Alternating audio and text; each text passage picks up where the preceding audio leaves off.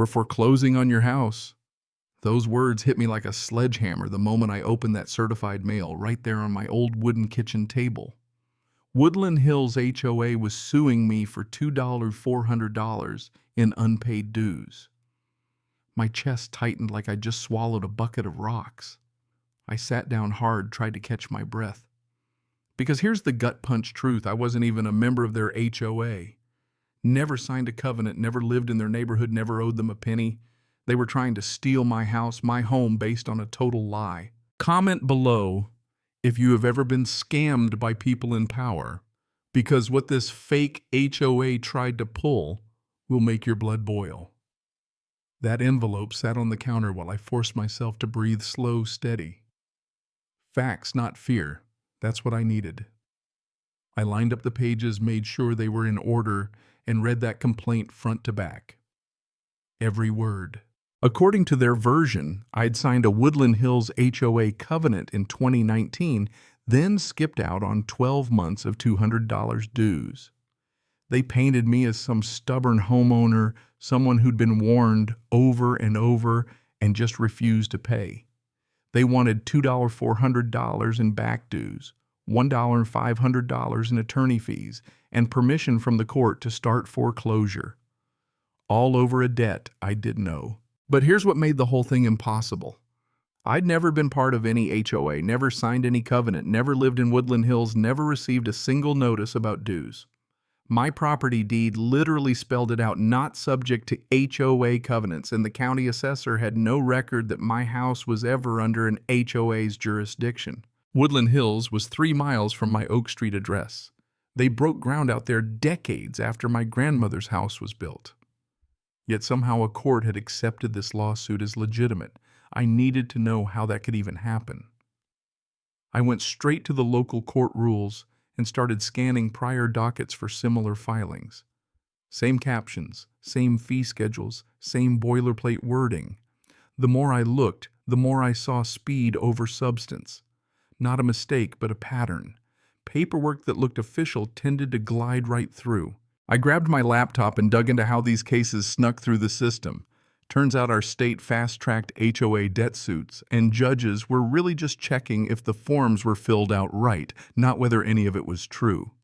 If you wanted to fight bad paperwork, you had to do it after the case was already moving. That told me how bogus claims got on the docket, but not why someone had picked my house out of all the homes in the county.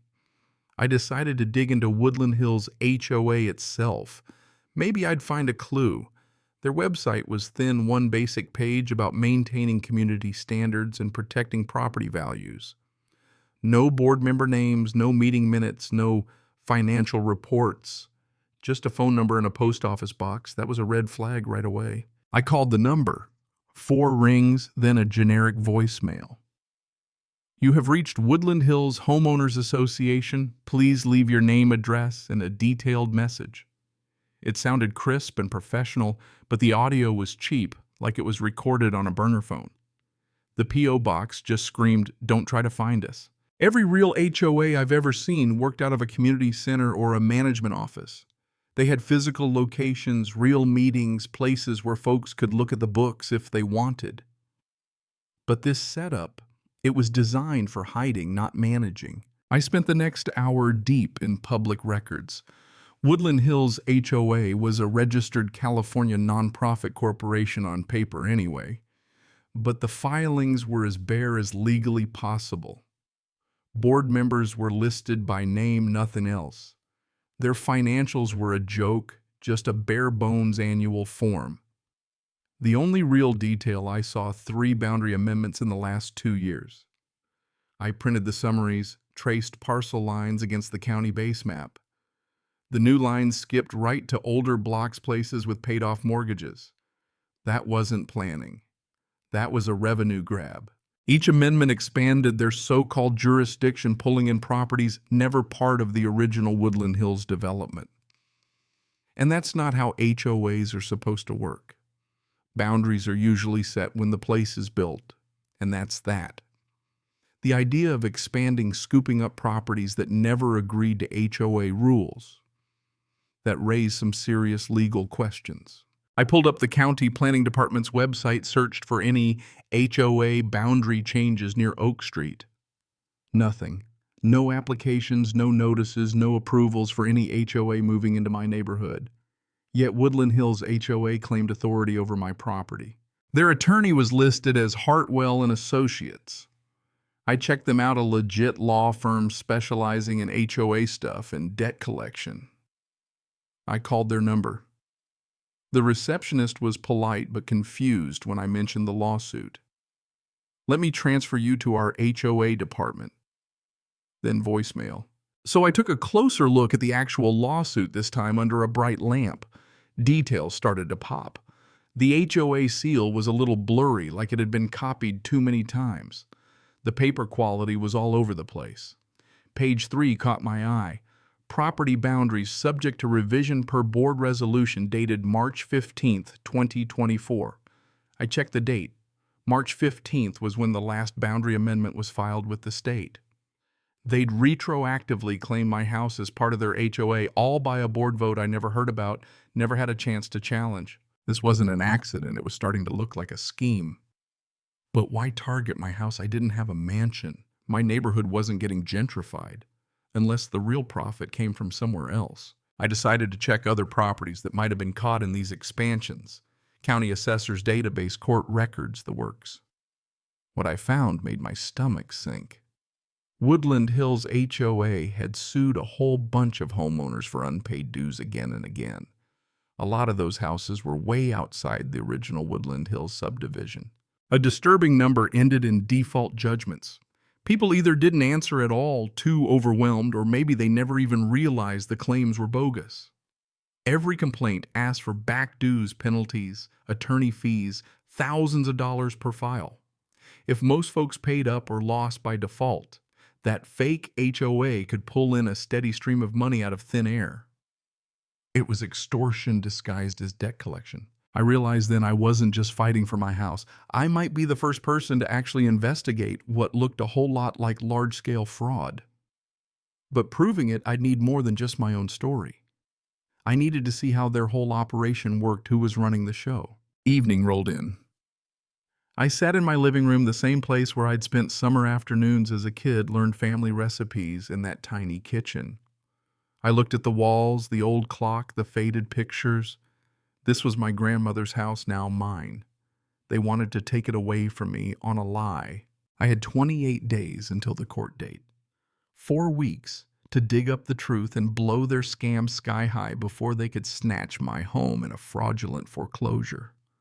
I wasn't going down without a fight. The next morning, I woke up with my mind racing.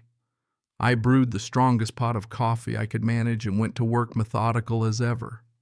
Years of freelancing and software engineering had taught me how to break down big, ugly problems into bite-sized pieces. If this was a scam, an organized, systematic racket, there had to be digital fingerprints somewhere. I just had to know where to look. First stop was the California Secretary of State's Business Registry. I pulled up the full corporate history of Woodland Hills HOA. It was indeed registered as a nonprofit formed in 2018. The president and registered agent, Rebecca Morrison. Her address, some bland office building in the business district. Nothing residential about it, nowhere near the actual Woodland Hills neighborhood. The more I looked at Morrison, the weirder it got. She'd been president 4 terms straight. That's almost unheard of for a volunteer HOA position. Normally, folks do it for a year or two, get burned out by all the drama, and run for the hills. But Morrison, she'd hung on tight. Either she was unbelievably dedicated, or she was making this worth her while. I checked out the financial filings. Annual budget $240,000 for 127 homes. Sounded plausible, but only $80,000 was listed as spent on actual community upkeep. Where was the other $160,000 going? Then I saw it, Morrison Property Management LLC, getting paid for landscaping, maintenance, administration, all of it. So I looked up Morrison Property Management in the business registry. Sure enough, Rebecca Morrison owned it outright. She was literally paying herself with HOA funds. I nearly laughed if it wasn't so infuriating. That was a direct conflict of interest. And in a real HOA, it should have triggered all kinds of state oversight. Instead, she'd built herself a nice little money loop. But I still needed to understand the scope of their boundary expansion game. I requested the official HOA boundary maps from the county planning department. The original boundaries established in 2018 covered just the main Woodland Hills subdivision, 87 houses, and a community center, nothing more. But those 3 amendments in the last 2 years, they sprawled way past the old lines. First, Maple Creek Drive, then Pine Ridge Avenue. Finally, just 2 months ago, my own Oak Street neighborhood and a whole cluster of old homes. Each expansion brought in houses built decades before Woodland Hills even existed. And here's what made it not just shady, but illegal. State law required notification of all property owners affected by an HOA boundary change, plus a chance to object. But I'd found zero evidence any of those notifications were ever sent. Every amendment was rubber-stamped by the board. No real votes, no input from anyone actually living in the added properties. I kept digging, scanning the court records for every HOA lawsuit filed countywide the past 2 years. I started to see the pattern, and it made my blood run cold. Woodland Hills HOA had sued 23 homeowners. 18 were from outside the original development. Of those cases, 22 were decided in favor of the HOA, most by default, meaning the homeowner didn't show up or never responded. Each win brought in an average of $4,000 and made up back dues, penalties, attorney fees, and admin costs. Add that up, and Morrison's operation had raked in at least $88,000 just from targeting properties that were never part of her association. And it got worse. Morrison Property Management took a 30% cut on all collections. So she'd pocketed more than $26,000 personally just off the backs of folks like me. This wasn't accidental. This was a business model fraud dressed up as community management. Morrison had figured out she could expand boundaries with fake paperwork, target old homes whose owners probably didn't know the rules, and score thousands from each one, usually with no resistance. But why did it work so well? Most people faced with a stack of official-looking court documents just assumed it was legit. Who wants to risk their house over a technicality? And who has the money to fight an HOA lawyer? Fighting these lawsuits could cost $10,000 easy, so folks just settled for $3,000 or $4,000 to make it go away. The few who fought and won only protected themselves. Morrison just moved on to the next victim. Me, though, I had the skills to dig the patience, to connect the dots, and I was stubborn as a mule. The more I learned, the more I realized it wasn't just about my home. This was a predatory system robbing people who couldn't fight back. I started mapping every house Morrison had targeted. They were all older properties, mostly in working-class neighborhoods, places where folks had paid off their mortgages years ago, weren't expecting trouble. She avoided the new developments, the places with active HOAs and younger residents who'd fight back. She preyed on trust.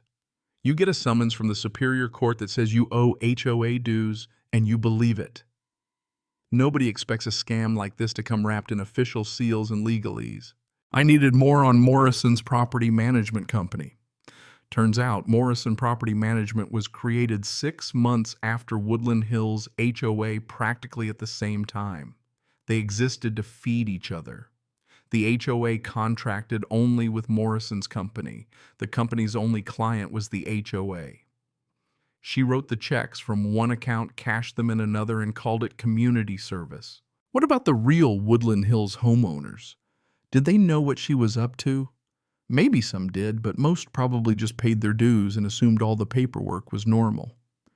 Morrison hid everything behind a wall of administrative jargon, long meetings, obscure bylaws, lots of words, but no real answers. She exploited every weakness in the system.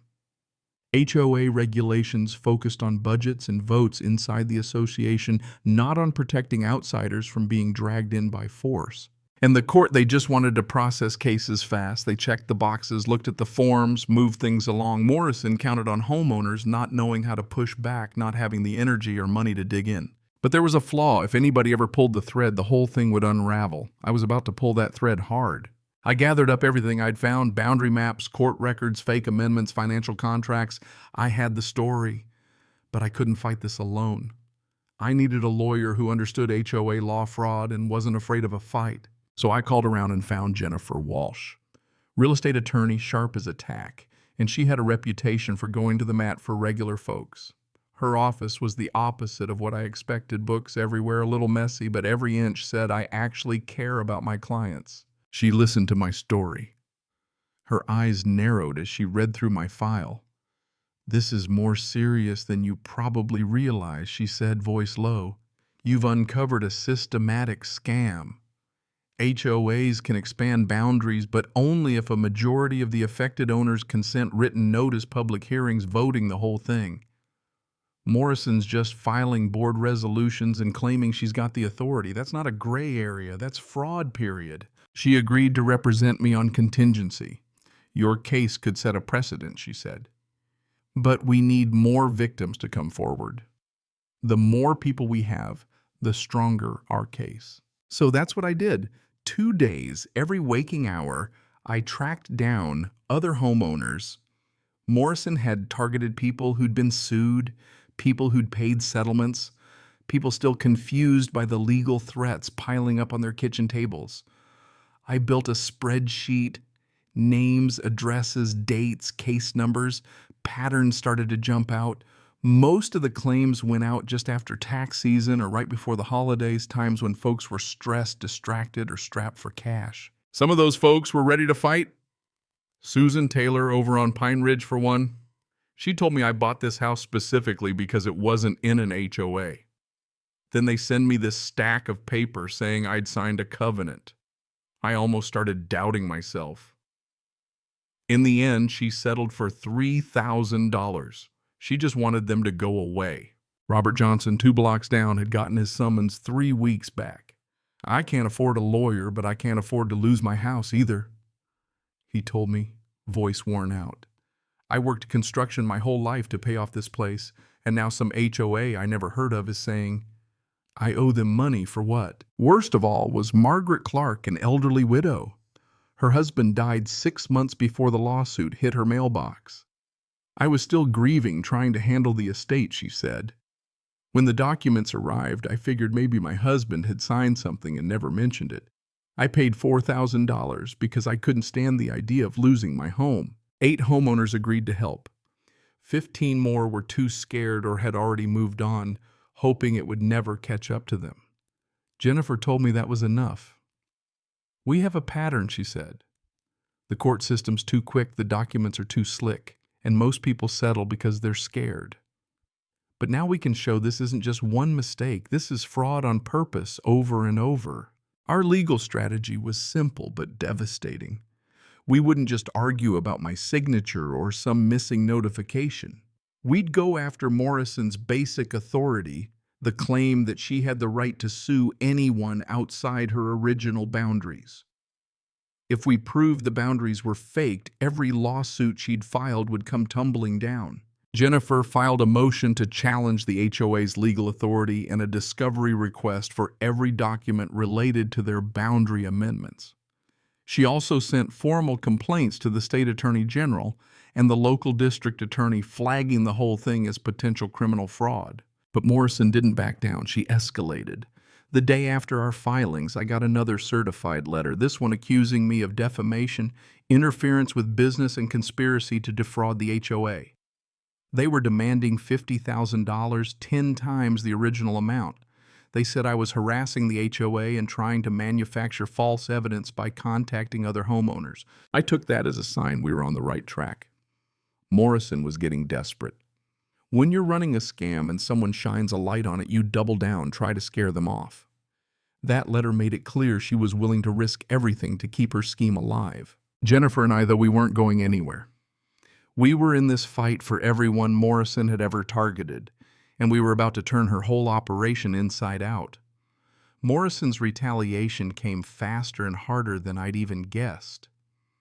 Within 72 hours of Jennifer filing our discovery motions, Hartwell and Associates had turned what started as a bogus debt collection suit into an all-out legal blitzkrieg. Thursday morning, certified mail again motioned to expedite trial demand for emergency injunction and a fat stack of so-called evidence supposedly proving I was lying about not being in the HOA. Front and center in their counterattack, a document I'd never seen in my life. A petition dated April 15, 2019 with my full name and signature requesting to include my Oak Street property in Woodland Hills HOA. The signature looked just like mine, right down to the crooked capital R I learned from my grandfather. The paper had an official notary seal and property descriptions that matched my deed, word for word. But I knew for a fact I'd never signed any petition. April 15, 2019 was tax day. I spent it buried in paperwork at my accountant's office. I had receipts, appointment confirmations, even photos on my phone to prove it. And yet here was a slick piece of paper proving I'd volunteered to sign my life over to Morrison's HOA on the exact day I was somewhere else. Worse, this petition came with 3 sworn affidavits from my neighbors claiming they'd seen me at Woodland Hills HOA meetings and heard me talk about joining. The so-called witnesses folks I recognized. Linda Davis, who'd always waved when she mowed her lawn. Robert Johnson, the same man who had told me a week before that he was being targeted by the exact same scam. According to their affidavits, Linda saw me rant about wanting higher community standards, and Robert supposedly watched me sign paperwork at a neighborhood barbecue. Betrayal feels like a fist in your chest. Either Robert had lied to my face or Morrison had pressured him into signing something under duress. Jennifer pored over the new evidence. "This is extremely well crafted," she said. "A signature analysis would cost $15,000, and even then, experts might disagree. The notary seal looks real, which means someone either forged it or the notary's in on it. And the witness statements are clever, specific enough to sound true, but impossible to completely disprove." And then came the psychological warfare. Morrison's lawyers convinced the court that my pattern of harassment needed immediate resolution. My trial date, originally set for 28 days out, was cut in half, just 14 days to prepare. Jennifer was blunt. 14 days is barely enough to file a single motion, let alone investigate document forgery, take depositions, or challenge the evidence. It was obvious Morrison wanted to rush the case through before we could expose her. It didn't stop there. Letters went out to every house on Oak Street signed by Morrison herself, painting me as a deadbeat neighbor, trying to avoid paying my dues. According to her, I was running a campaign of harassment and threatening to destroy community values. She encouraged my neighbors to support the HOA's efforts to protect property values. Suddenly, people I'd known for years were confused, uneasy, not sure if I was telling the truth or just caught in a bad spot. Morrison's strategy was working. Sow confusion, isolate me. Make it too painful for anyone to stand up. Linda Davis knocked on my door that evening. She looked nervous, shifting her weight. "Ryan, I got a letter from the HOA. But then someone else called me and said you never signed up for anything. What's going on?" She wanted to help, but she was scared. That's exactly what Morrison wanted. Nobody knew which end was up. The more I looked at Morrison's forged petition, the more it gnawed at me. Had I somehow missed something? Was I losing my mind? But Jennifer snapped me out of it. She pointed out the notary registration number. The notary's commission had expired 6 months before the supposed signature date. They hadn't even bothered to check the dates when they forged the documents. The affidavits were sloppy too. Robert Johnson's barbecue supposedly happened on a Saturday when I could prove I was out of state. Linda's statement referenced an HOA renovation guideline that didn't even exist until months after the alleged conversation. And strangest of all, the language in the petition matched Morrison's other boundary amendments, word for word, same formatting, same boilerplate. It was all cut and paste, not real consent. Jennifer's plan was simple but genius. Don't waste time and money debunking every individual fake document. Instead, show the court that all these papers followed the same template, the same errors, the same fraud. "We need more time," she told me. "If the court lets Morrison rush this to trial, we'll never have a chance to prove it's all fake." She filed an emergency motion arguing that we needed proper discovery handwriting, experts, document subpoenas, witness depositions. The hearing was set for Tuesday, 5 days away. If the judge believed Morrison's story, we'd lose before we ever got a real shot. Those 5 days were some of the longest of my life. Every night I reviewed my file over and over. Morrison's operation was big, slick, and dangerous, but she'd made mistakes. Sloppy paperwork, fake dates, witnesses who couldn't keep their stories straight. Jennifer was right. We had the facts if we could just get the time to show them. And then 48 hours before our hearing, the doorbell rang at 9:30 p.m. I peered through the peephole and saw a woman I didn't know, young, nervous, glancing over her shoulder. I opened the door, ready for anything. "Are you Ryan Thompson?" she asked. I nodded and she stepped inside, clutching a folder so tight her knuckles were white. "My name's Anna Williams. I'm the treasurer for Woodland Hills HOA. Well, I was until tonight. I know this sounds crazy, but Rebecca Morrison is using the HOA to commit crimes and I can't be part of it anymore." Anna sat down and opened her folder, her voice shaking but steady. "When I joined the board 6 months ago, I wanted to help out. My husband and I just moved in. We've got 2 little kids. I figured, why not pitch in? But almost immediately I saw things that didn't make sense. Morrison was approving every contract herself. No board votes, always with her own company. As treasurer, I could see every payment. She's funneling HOA money straight into Morrison Property Management, $180,000 for landscaping that doesn't even happen, admin fees for jobs nobody does. She showed me copies of contracts, invoices, even bank statements, but that was just the start. Board meetings are supposed to be open to all homeowners, but Rebecca holds them at her own office during the day. No notice. She makes decisions without a quorum, and if anyone asks questions, she threatens them. She's told me more than once I'd be sued for violating fiduciary duties if I didn't fall in line. Anna handed over the bombshell copies of signature practice sheets. I found these in Morrison's office. She's been practicing forging signatures from old homeowner correspondence. Dozens of practice sheets, yours, Robert Johnson's, Linda Davis's. She traces them over and over, then uses them on fake petitions. I even have emails where she instructs our notary to backdate documents to match whatever story she needs. The notary didn't like it, but she threatened to pull his contract. Anna looked exhausted, but her voice didn't shake.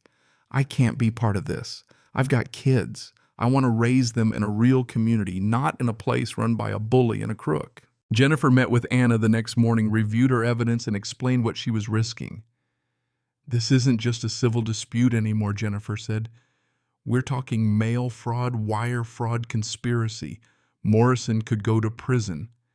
But if she finds out you're cooperating, you're going to be her next target." Anna didn't blink. "I can't live with myself if I stay quiet." By Thursday, Morrison did find out. She sent Anna a letter, hand-delivered, demanding her resignation, threatening bankruptcy, accusing her of stealing confidential information. Morrison called an emergency board meeting scheduled for just hours before our discovery hearing to formally remove Anna as treasurer. The timing wasn't an accident. Morrison wanted to paint Anna as a disgruntled employee before she ever testified in court. But Morrison's plan started to unravel. The emergency meeting notice had to be sent to every Woodland Hills homeowner. For the first time, residents started asking questions. Why was their treasurer being kicked out for demanding transparency? Why was Morrison threatening lawsuits against board members? Jennifer worked night and day, stitching together every piece of Anna's evidence with our own. Practice sheets, fake contracts, intimidation emails. The mountain of proof was getting higher by the hour. Meanwhile, the press got wind of the story. A local reporter called Jennifer asking about the pattern of lawsuits against non-members, the targeting of elderly homeowners, the rumors of forged signatures. Friday morning, the paper ran with it. HOA president accused in debt collection scheme. Legitimate Woodland Hills residents were furious. They started a petition to remove Morrison from the board, demanding a full financial audit. Morrison panicked, sent another round of threatening letters, this time warning homeowners not to talk to the press, or they'd be liable for damaging community interests. Jennifer filed our comprehensive brief evidence of forgery, self-dealing witness, intimidation, everything just before our discovery hearing. Morrison's lawyers hit back, calling Anna a thief, saying the whole case was a conspiracy. But for the first time, I saw cracks in their confidence. I showed up at the courthouse feeling like a man walking into a hurricane.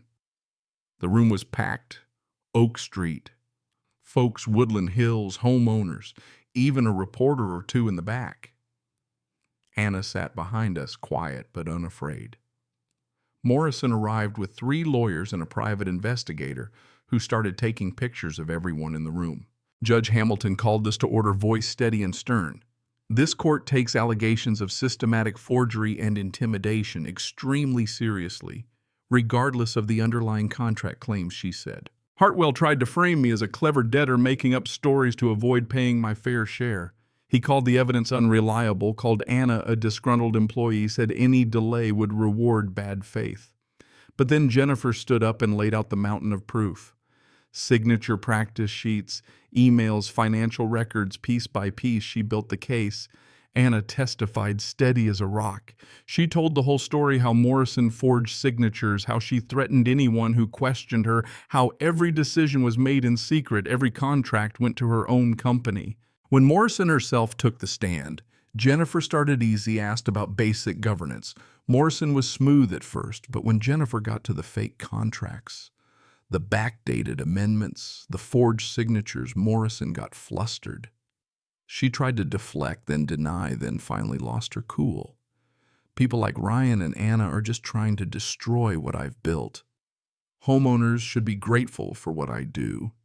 She ranted about property values, ungrateful neighbors, and how someone has to keep order. Judge Hamilton didn't buy it. She ruled against Morrison's motion to rush the trial, granted us extended discovery, and issued a restraining order. No more HOA actions against properties outside the original boundaries until the fraud claims were sorted out. She referred Morrison's actions to the district attorney for criminal investigation, ordered a financial audit, and ruled that all lawsuits against non-member properties were to be put on hold. Court security had to escort Morrison out as the room broke into applause. Anna was hugged by neighbors she barely knew. For the first time in weeks, I could breathe. But we weren't done yet. Not even close. The aftermath of that courthouse explosion moved fast, almost dizzyingly so, after months of dread and slow-burn anxiety. You know, it's funny, I always thought justice crawled, but sometimes when the mask comes off and everyone sees the monster underneath, the system actually kicks into gear. Within 72 hours of Judge Hamilton's ruling, the district attorney's office announced a criminal investigation into Morrison and the Woodland Hills HOA. Meanwhile, the state attorney general started poking into their nonprofit status and their boundary amendments, and a court-appointed examiner got to work picking apart the HOA's books. What those audits turned up was even uglier than I'd expected. I'd figured maybe 80 grand in fake collections, but the numbers kept climbing over 3 years. Morrison had pulled in nearly $240,000 through lawsuits against folks who never signed up for her HOA. Her management company, the one getting paid for services, had pocketed another $180,000 services that, according to Anna's photos and invoices, rarely happened in real life.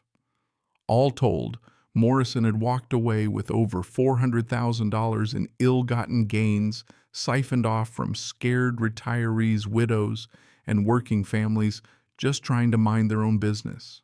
But the real gut punch was how she picked her victims.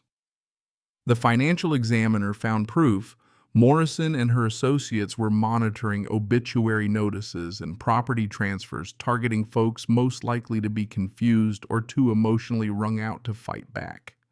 She'd set up Google alerts for death notices and estate filings, then timed her lawsuits to hit when people were at their lowest. When news broke in the local press, HOA, president indicted in widespread fraud scheme, the mood in Woodland Hills flipped overnight. Legitimate residents showed up in force at an emergency meeting, more than 200 strong. They voted unanimously to boot Morrison from the board and cut all ties with her property management company. Anna Williams was named interim president.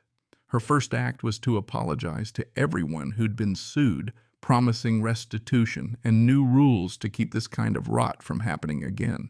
2 weeks later, the DA filed 14 felony counts against Morrison: mail fraud, wire fraud, conspiracy, forgery, systematic theft, and more. Each one carried heavy prison time.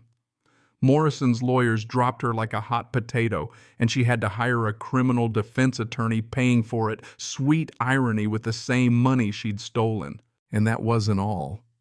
Jennifer's law firm launched a class-action civil lawsuit on behalf of every known victim, asking for full restitution and punitive damages for years of emotional and financial torment. The media picked up the story statewide. Other counties started digging into their own HOA records, looking for the same pattern. Over the following months, prosecutors across California and beyond brought charges against a dozen more shady operators who'd copied Morrison's scam. Judge Hamilton ruled in our favor, every claim against my home dismissed with prejudice, meaning Morrison and her cronies could never touch it again.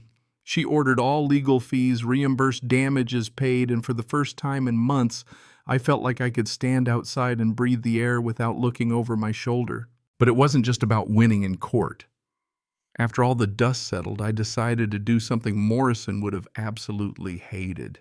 I tore up my boring old lawn and planted a wildflower garden full of California natives, herbs, even some vegetables. It became a little oasis.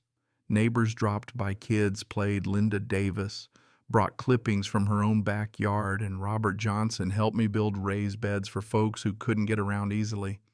No one worried about the rules anymore, we just looked out for each other. About 6 months after Morrison's trial started, I got a letter from the state attorney general. My case had become the catalyst for a statewide crackdown. 12 more people arrested, new laws passed that forced transparency for HOA boundary expansions, and a new state-funded legal clinic for homeowners targeted by scams like Morrison's.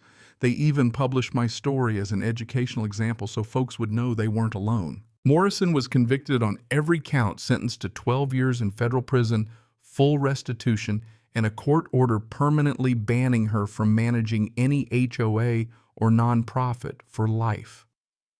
Judge's words at sentencing stuck with me. Community trust is a sacred thing. You violated it for greed.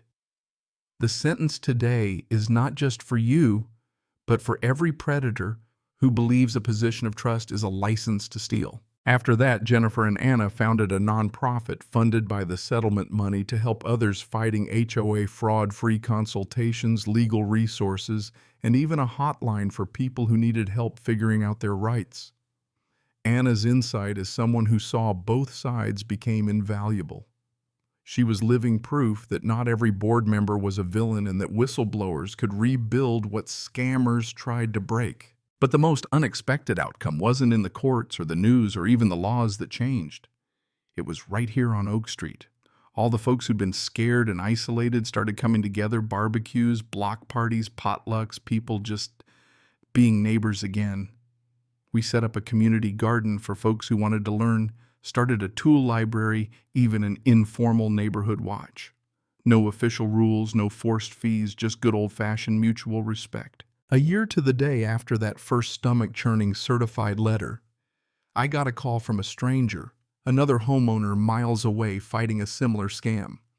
She'd found my number through the new nonprofit's website. They say I owe them $2,800 for HOA dues, she said. I've never signed anything. I'm scared and I don't know what to do. I smiled, looking at my garden, listening to the bees, feeling the sun. You're not alone, I told her. There's a whole network of us now. We know how to fight this, and we've got your back. You know, people always say the price of freedom is eternal vigilance. I used to think that was just some old platitude. But I get it now. The real strength of a community isn't in the rules or the covenants or even the courts. It's in the courage to stand up, the willingness to reach out, and the stubborn refusal to let bullies win just because they know how to fill out a stack of forms. Morrison's downfall didn't just save my house, it pulled the mask off a whole system of quiet exploitation. And it turned a street of strangers into a neighborhood again. That's the thing nobody ever tells you about fighting back. Sometimes, in the end, you win more than you lost. You win your home, your dignity, your neighbors, and if you're lucky, you help make sure the next scam artist who tries this kind of stunt finds a line of folks ready to fight side by side. And if you're reading this dealing with your own HOA nightmare, I want you to know you're not alone either. There are good people out here, people who get it, people who'll stand with you. Yeah, that happened. And that's how I learned to plant my own roots a little deeper and never let anyone tell me where they end.